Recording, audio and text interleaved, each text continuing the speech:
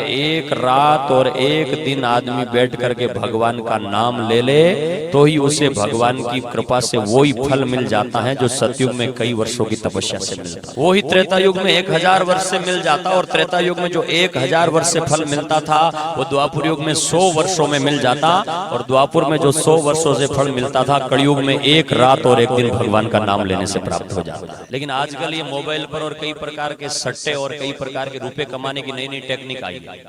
एक रात में आदमी 2 लाख कमा लेता है, लेकिन 2 लाख जाता भी 2 मिनट में है वापस। जितनी जल्दी से पैसा आता है ना उतना जल्दी से चला भी जाता है, टिकता नहीं है। तो जितनी जल्दी के साथ में आदमी इसमें ऊपर उठ सकता है ना उतना जल्दी नीचे भी गिर जाता है। जब भी कोई आदमी कुछ गलत कार्य करता है तो लोग तुरंत कहते हैं कि भाई ये तो कलयुग है, होना ही है। लेकिन कलयुग इतना गंदा युग भी नहीं। कलयुग में जितनी सुगमता के साथ में भगवान की प्राप्ति होती है उतना सरल युग तीनों युग आगे वाले भी नहीं। सतयुग में आदमी को बहुत लंबी तपस्या करनी पड़ती थी तब भगवान प्रकट होते थे। त्रेता युग में अनेक प्रकार के यज्ञ करते थे, अश्वमेध आदि बड़े बड़े, तब भगवान की प्राप्ति होती थी। द्वापुर युग में अनेक प्रकार के साधनों के द्वारा भगवान को प्रसन्न करते थे तब भगवान की कृपा होती थी। लेकिन कलयुग में कहा गया है कि एक रात और एक दिन आदमी बैठ करके भगवान का नाम ले ले तो ही उसे भगवान की कृपा से वही फल मिल जाता है जो सतयुग में कई वर्षों की तपस्या से मिलता है। जो युग सतयुग में 10,000 वर्ष तक तप करने के बाद में प्राप्त होता है, वही त्रेता युग में 1000 वर्ष से मिल जाता, और त्रेता युग में जो 1000 वर्ष से फल मिलता था वो द्वापुर युग में 100 वर्षों में मिल जाता, और द्वापुर में जो 100 वर्षों से फल मिलता था कलयुग में एक रात और एक दिन भगवान का नाम लेने से प्राप्त हो जाता है। इतनी बड़ी पवित्र कृपा जो है वो भगवान की है कलयुग में। और अब कलयुग चल रहा है। जाम्बोजी ने एक शब्द में कहा है, कलयुग बरते चेतो लोई, चेतो चेतन हारू, जो चित होता सो चित नहीं, भड़ खोटा संसारू, किसकी माई किसका भाई किसका पग परवारू, और भूली दुनिया मर मर जावे न चीनो कर। गुरुदेव जाम्बोजी अपनी शब्दवाणी में बोले कलयुग में थोड़ा सावधान रहने की जरूरत है, चेतन होकर के रहना, गफलत में मत रहना। और कलयुग में अगर तुम गफलत में रहे तो बर्बाद होने में भी टाइम नहीं लगेगा। जितनी जल्दी के साथ में आदमी इसमें ऊपर उठ सकता है ना उतना जल्दी नीचे भी गिर जाता है। देखो पीढ़ियां है ना, अगर आदमी के पास में पीढ़ियों से धन हो या 10-20 साल मेहनत करने के बाद में धन कमाता है ना वो धन घर में टिकता है। लेकिन आजकल ये मोबाइल पर और कई प्रकार के सट्टे और कई प्रकार के रुपए कमाने की नई नई टेक्निक आई। एक रात में आदमी 2 लाख कमा लेता है, लेकिन 2 लाख जाता भी 2 मिनट में है वापस। जितनी जल्दी से पैसा आता है ना उतना जल्दी से चला भी जाता है, टिकता नहीं है। तो कलयुग में आदमी जितनी जल्दी में भगवान को प्रसन्न करके ऊपर उठता है ना उतना जल्दी नीचे भी गिर जाता है अगर सावधानी न रखे तो। इसलिए जाम्बोजी ने कहा कि कलयुग में सावधानी रखना नितांत आवश्यक है, बहुत जरूरी है। कलयुग में थोड़ी भी असावधानी हो गई तो वो सड़कों पर लिखा होता है ना कि सावधानी हटी दुर्घटना। कलयुग में सावधान रहने का कहा गया है। तो सावधान कैसे रहे? गुरुदेव बोले कि सावधान ऐसे रहो कि एक तो हृदय नाम विष्णु को जपो, आते करोटवाई। 2 चीजों से प्यार करना।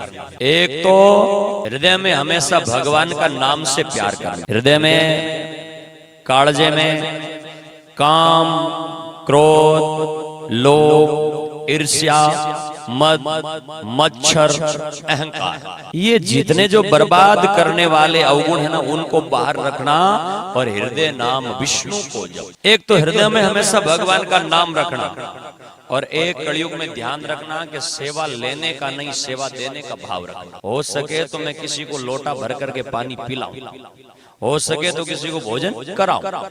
खुद स्वयं सेवा लेने का नहीं रखना, क्योंकि सेवा लेने का भाव रखोगे तो धीरे धीरे तुम्हारे पुण्य क्षीण होने लगेंगे। इसलिए सेवा करने का भाव रखो, सेवा लेने का नहीं सेवा देने का भाव रखो। 2 चीजें कलयुग में सावधानी से रखो। और इनको सावधानी के साथ में रख करके फिर कलयुग में गुरुदेव जाम्बोजी बोले कि विष्णु विष्णु तू भणरे प्राणी। भगवान के नाम से प्रेम करते हुए जप किसका करना है? कि जप हमेशा विष्णु विष्णु का करना है। और जैसे भोजन में रुचि रखते हो उतनी ही रुचि भजन में रखो।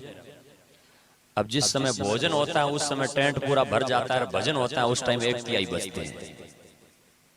भोजन में भीड़ ज्यादा होती है, भजन में भीड़ कम होती है। क्योंकि लोगों का चाव क्या है? लोगों का चाव है भोजन, और भजन में जिनका चाव होता है वही तो बात कुछ और होती है। घर वाले ने जागरण दिलाया है तो भोजन भी कराया है और भजन भी करवाया है। भजन और भोजन दोनों चीजें साथ में हो रही है। लेकिन 3 बार भोजन भजन 1 बार, इसमें भी आते हैं झंझट 1000। 3 बार तो भोजन करो और भजन 1 बार कहा गया है। 1 बार में भी झंझट आते, आदमी सुन नहीं पाता है। जब हम किसी के घर जाकर के भोजन करते हैं ना, तो एक जगह पर मैं पढ़ रहा था कि उस आदमी का हमारे ऊपर ऋण चढ़ जाता है। 1000 भगवान का नाम जपते हैं ना, तब जाकर के वो ऋण उतरता। 1000 नाम जब हम जपेंगे, सामने वाले का भोजन करने के बाद में सुनेंगे, भगवान की कीर्ति सुनेंगे, भगवान का जस सुनेंगे, भगवान का नाम सुनेंगे, तब जाकर के वो ऋण उतरेगा।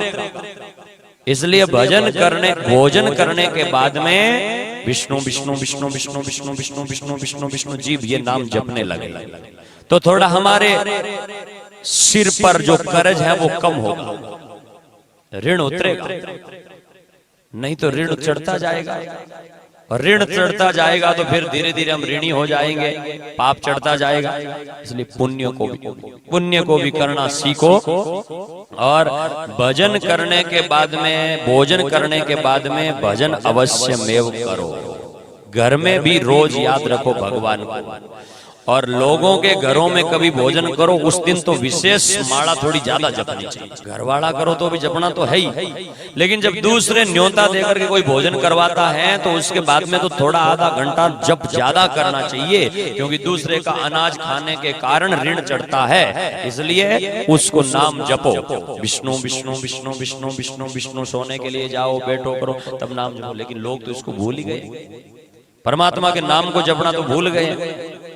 घर जाते हैं तो मार्ग में बैठते भी ये बात करते हैं कि फलाने ने मिठाई बढ़िया बनाई, हलवा बढ़िया बनाया, सब्जी बढ़िया बनाई, ये बातें तो करेंगे लेकिन जप नहीं करेंगे। और घर जाने के बाद में फिर नींद लेंगे, जप नहीं करेंगे। तो जप नहीं करोगे तो ऋण चढ़ेगा, और फिर ऋण चढ़ गया तो फिर पुकरियो हुए लो गलिया में फिरे लो, आउड़े बटाउड़े झपक लड़े रे। केवल संसार की चक्काचौंध में डूब करके रहे और भोजन ही भोजन करते रहे, भजन नहीं किया तो गली का कुकरिया बनना पड़ेगा। गांव में जन्म होगा, गाडरिया बनना पड़ेगा। शहर में जन्म होगा तो सुवरिया बनना पड़ेगा। सुवरियो हुए लो, शेरा में फिरे लो, कुकरियो हुए लो, कमड़ियो हुए लो, ऊंट बनना पड़ेगा, गधा, घोड़ा। जितनी 84 प्रकार की जोनियां हैं, उन जोनिया में भटक करके और जीवन नरकमय बन जाएगा। इसलिए इतना सुंदर जन्म मिला है, और परमात्मा ने कितनी सुंदर कृपा करी।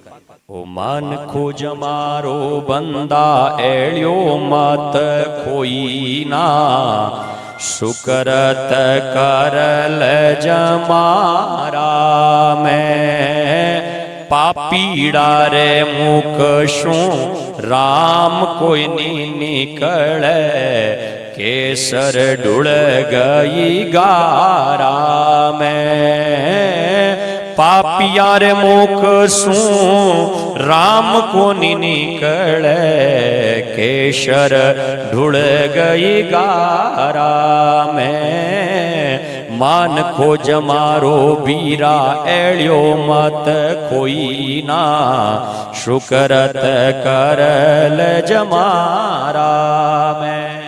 भाई और बहनों याद रखना, ये मिनख जन्म को एड़िया मत खोना। कहने के लिए बार बार आपको ऐसे शब्द कहने को नहीं मिलेंगे, हम भी कह रहे हैं ना। तो कभी भगवान की कृपा से शुभ विचार आ जाते हैं ना, तो हम कह पाते हैं। और जब भगवान की कृपा नहीं होती है, कलेजे में शुभ विचार नहीं होते हैं, तो जागरण में बैठने के बाद में भी जो बात कहनी चाहिए वो बात नहीं कह पाते।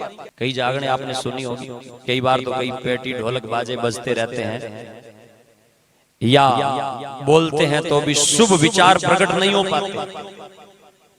एक आदमी के कालजे में जब सात्विक भाव पैदा होता है तब आदमी ऐसे शब्द कह पाता, नहीं तो अगर राजसी आ जाएंगे, तामसी आ जाएंगे तो चुटकुले कहने लग जाएंगे, आदमी हंसेंगे थोड़ी देर के, लेकिन ज्ञान नहीं होगा। तो ऐसा विचार जब कभी कभी बैठता है तो आप लोगों को मन में सोचना चाहिए कि आज निसंदेह रूप से भगवान की कृपा मिली है, भगवान का आशीर्वाद मिला है, जो ऐसे शुभ शब्द सुनने को प्राप्त हो रहे हैं। क्योंकि बिना भगवान की कृपा से न आदमी सुन सकता है और न मैं कह सकता हूं।